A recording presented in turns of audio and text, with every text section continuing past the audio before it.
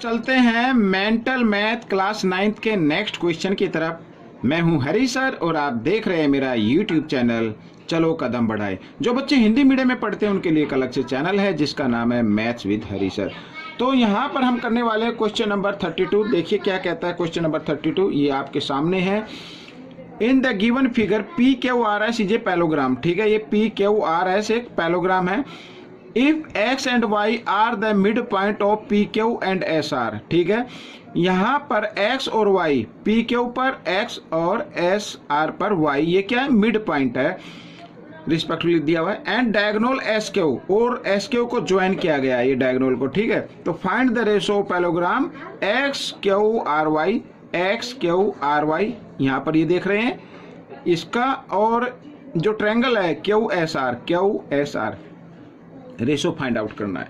अब बच्चों इसका रेशो फाइंड आउट करने के लिए हमें इसको सोल्व करना होगा, लेकिन अगर आपकी प्रैक्टिस अच्छी है, प्रॉपर्टी आपको लर्न है, तो आप देखते ही बता सकते हैं कि इसका रेशो 1:1 आएगा। ठीक है, वो कैसे आएगा मैं आपको आइए फिगर पर बताता हूँ। देखिए यहाँ पर मैंने पहले से फिगर बनाई हुई है, ये आप देखिए यहाँ पर।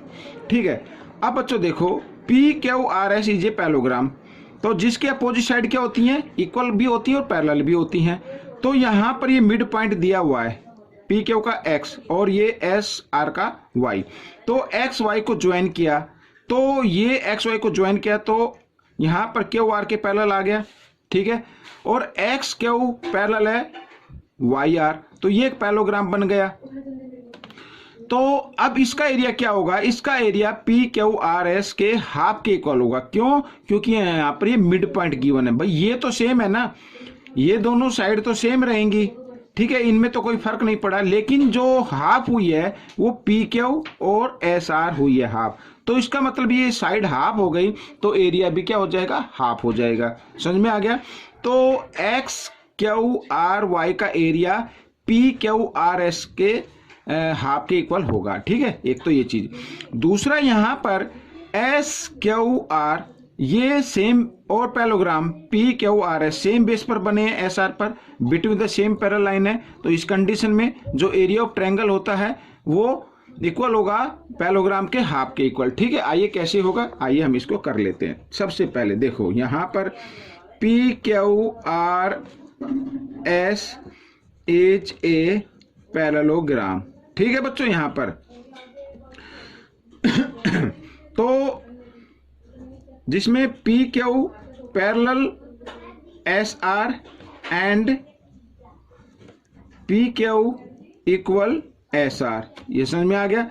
अब यहां पर बच्चों एक्स और वाई क्या है, मिड पॉइंट दिए हुए हैं। ठीक है, यहां पर मैं लिख सकता हूं x is a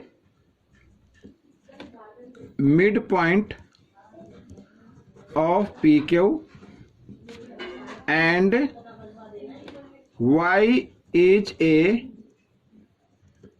midpoint of SR। ठीक है, यहां पर ये मिड पॉइंट है, तो इसका मतलब पी क्यू का हाफ इक्वल होगा एस आर का भी हाफ, क्योंकि मिड पॉइंट गिवन है, और पी क्यू का हाफ होता है एस क्यू। ठीक है बच्चों, इक्वल होगा वाई आर के। ठीक है, अब यहां पर बच्चों देखो, तो area X Q R Y equal होगा half area P Q R S के। ठीक है, एक बार फिर बता देता हूं क्यों इक्वल होगा हाफ के, क्योंकि देखो ये तो सेम साइड है दोनों, और इसी के पैरेलल हमने ये एक्स वाई खींची है, तो ये तो सेम हो गई ना, लेकिन ये साइड क्या हो गई, हाफ हो गई।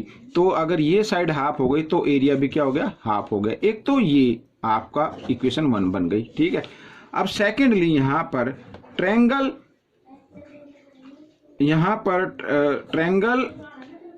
Q R S. ठीक है, ट्रायंगल क्यू आर एस लिख लो, या फिर जो इसमें गिवन है वही लिख लेते क्यू एस आर यहाँ पर, तो उससे कोई फर्क नहीं पड़ता।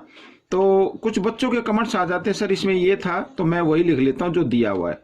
तो Q S are, triangle Q S are and parallelogram P Q R S R on same base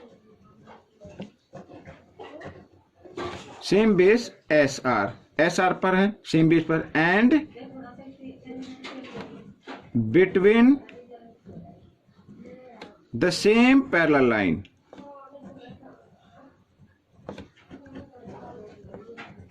यहां पर between the same parallel line, और पैरेलल लाइन कौन सी हो गई, देखिए यहां पर ये और ये, ठीक है।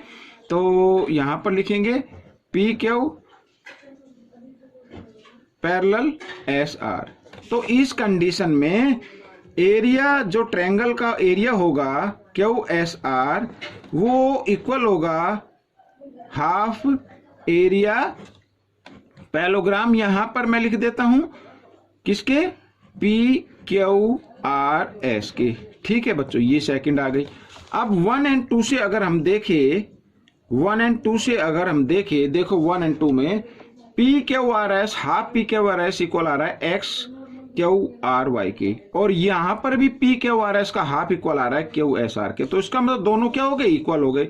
तो मैं यहां पर ये लिख देता हूं, ठीक है, area X Q R Y equal होगा area triangle Q S R, इस तरीके से, ठीक है। अब हम क्या करेंगे, हम इसको इधर ले आते हैं, रेशो में बना लेते हैं। तो एक्स क्यू आर वाई इधर आकर ये डिवाइड में आ जाएगा, जिसे हम रेशो बोलते हैं। ट्रायंगल यहां पर है ये क्यू, ठीक है, क्यू एस आर, ये आर अच्छे से बना देता हूं मैं, क्यू एस आर। तो यहां पर कुछ नहीं बचा, तो 1 बचा, और 1 के नीचे 1 लिख सकते हैं, यानी 1:1, ये आपका आंसर बन गया। तो बच्चों ये क्वेश्चन कैसा लगा मुझे जरूर बताएं, इसमें से सीखकर दूसरों को जरूर सिखाएं। मिलते हैं अब एक नए क्वेश्चन में, तब तक आप प्रैक्टिस करते रहें। Thanks for watching my video.